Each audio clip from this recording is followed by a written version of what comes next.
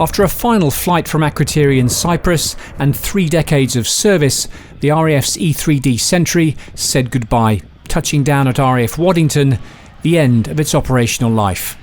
During their 9-week deployment, the Sentry's aircrew flew 30 operational sorties, and on the tarmac to meet them, friends and family, all relieved to have them home. After being away 81 days, it's pretty good to be back home and everything, and being on the last flight, returning back home is pretty emotional after being on the fleet for 9 years. So everyone has just been glad that everything went well in that. This aircraft has done 30 years of continuous service from here at RAF Waddington. We've been all over the world working for NATO or the UK chain of command, been involved in every operation that the UK has undertook in the last 30 years.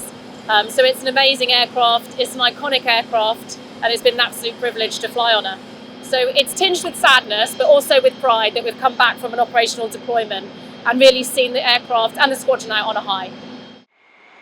When the MOD cancelled the Nimrod programme in 1987, the RAF needed to hastily find an off-the-shelf airborne early warning system. The US Air Force had been flying the AWACS since the late 70s, and the RAF ordered 7, modifying the engines and redesignating it the E-3D Sentry.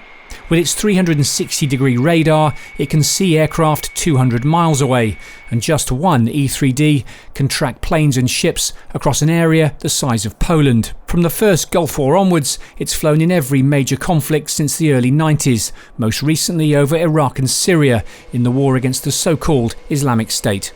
We've been to RAF Akrotiri in Cyprus, and we've undertook a number of mission profiles out there. We've undertook operation against Daesh to defeat Daesh overhead Iraq, so flying on Op Shader line. We've also continued our NATO assurance measures, flying all over Europe in support of NATO operations.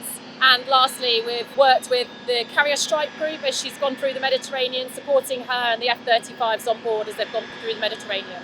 Since the aircraft's inception 30 years ago, it was actually deployed on operations within a year of its in-service date. And since then, it has been on continuous operations, either deployed or at home for those 30 years. We've been involved in almost every operation that the UK has run and many NATO operations and exercises. So it's played a really vital contribution to UK defence. The 2015 Defence Review recommended Sentry stay in service until 2035, but 2 years ago the MOD announced they'd be phased out, replaced by 5 E-7 Wedgetails, which will operate from RAF Lossiemouth. The new aircraft are costing £1.5 billion, but they aren't due to enter service for another 2 years. So what will fill the gap? 8 Squadron is not disbanding, we're very much staying alive. We'll be re-rolling into the E-7, which is a fantastic new capability, which we're really excited about. The Royal Australian Air Force already flying it. We've already got our personnel forward located in Australia, learning to fly the aeroplane and engineer the aircraft. So we've got an exciting future ahead of us, and we can't wait to get started. The Sentry fleet will be formally retired later this year. For the crews that have flown it, and for RAF Waddington, its home for so many years, it's the end of an era. This most distinctive of airborne guardians, gone forever. Simon Newton, Forces News. If you enjoyed this video, don't forget to like and subscribe to our channel.